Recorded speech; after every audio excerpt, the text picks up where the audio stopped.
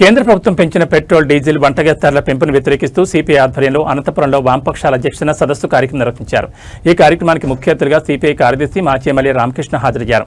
ఈ సందర్భంగా ఆయన మాట్లాడుతూ పెట్రోల్ డీజిల్ గ్యాస్ ధరల పెంపుతో సామాన్యులు తీవ్ర ఇబ్బందులు పడుతున్నారని విమర్శించారు. ఇప్పటికైనా కేంద్ర రాష్ట్ర ప్రభుత్వాలు స్పందించి పెంచిన ధరలు తగ్గించాలని డిమాండ్ చేశారు. లేని పక్షంలో పెద్ద ఎత్తున ధర్నాలు చేస్తామని ప్రభుత్వాన్ని హెచ్చరించారు.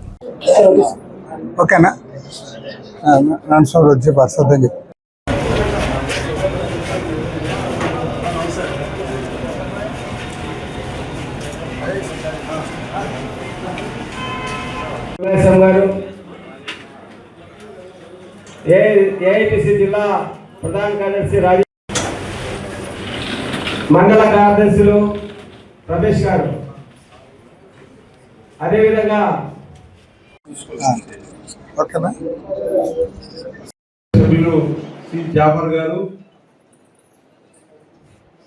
సిపిఎం పార్టీ జిల్లా కార్యదర్శి ఓ నల్లప్ప గారు, పార్టీ జిల్లా కార్యదర్శి వేమన గారు, వేదిక ఉన్నటువంటి జిల్లా తెప్పించిందిలే. అందరి అకౌంట్లో 15 లక్షలు వేస్తానన్నావు, 15 రూపాయలు కూడా వేయలే. మరి ధరలు తగ్గిస్తానన్నావు, ఉద్యోగాలు ఇస్తాను, రూపుమాపుతానన్నావు, నిరుద్యోగ సమస్య నువ్వు ఎక్కడ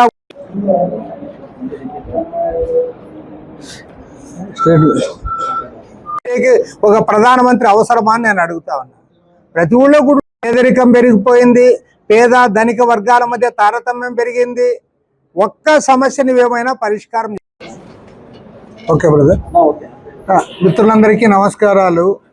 ఇవాళ కేంద్రంలో అధికారంలో ఉన్న నరేంద్ర మోడీ ప్రభుత్వం పదే పదే ప్రజలపైన భారాలు మోపి ఇవాళ అన్ని రకాల వస్తువుల ధరలు కూడా విపరీతంగా పెరగడానికి కారణభూతమైంది.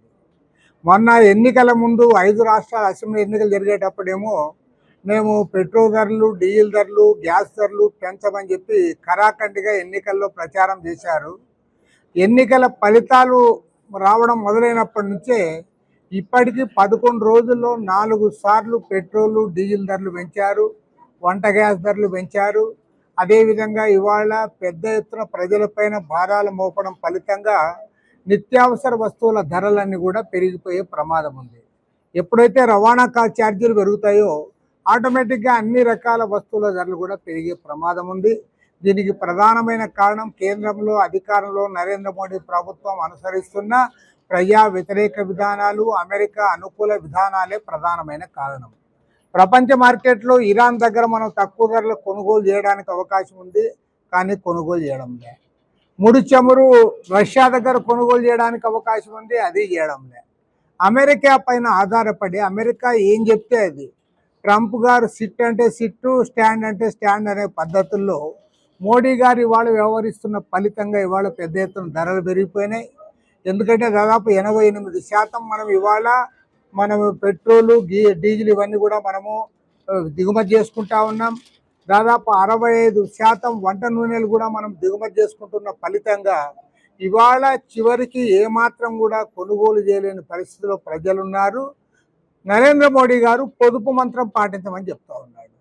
నీవు మాత్రం బాగా లగ్జరీగా ఉండాలి, బ్రహ్మాండంగా నువ్వు ఎంజాయ్ చేయాలి ఈ దేశ ప్రధానముగా. కానీ ప్రజలకు మాత్రం మీరంతా పొదుపు పాటించండి, మీరంతా కూడా ఆయిల్ తక్కువ తినండి, పెట్రోల్ వాడొద్దండి, డీజిల్ వాడొద్దండి, గ్యాస్ మానుకోండి అని ఇవాళ మీరంతా కూడా శుద్ధులు చెప్తా ఉన్నారు. కాబట్టి ఏమంటే దీనికి వ్యతిరేకంగా ఇవాళ వామపక్ష పార్టీలు రాష్ట్ర వ్యాప్తంగా పెద్ద ఎత్తున ప్రచార కార్యక్రమానికి పూనుకున్నాయి. రేపు 9వ తేదీ నాడు రాష్ట్ర వ్యాప్తంగా రాస్తారోకో కార్యక్రమానికి పిలుపునివ్వడం జరిగింది. ప్రజలందరూ కూడా పెద్ద సంఖ్యలో పాల్గొనాలని కోరుతా ఉన్నారు. ఎందుకంటే ప్రభుత్వం ఇప్పుడేం ఆపడంలే, ఇంకా పెంచుతా పోతా ఉన్నారు. దాదాపు 1 లీటర్కు 30 రూపాయలు పెంచాలని వాళ్ళు ప్రయత్నం చేస్తూ ఉన్నారు. ఆల్రెడీ వంట నూనెలు 1 లీటర్కి 20 రూపాయలు పెరిగిపోయినాయి. కాబట్టి ఏమంటే భవిష్యత్తులో ఇంకా పెంచాలని వాళ్ళు ప్రయత్నం చేస్తూ ఉన్నారు తప్పితే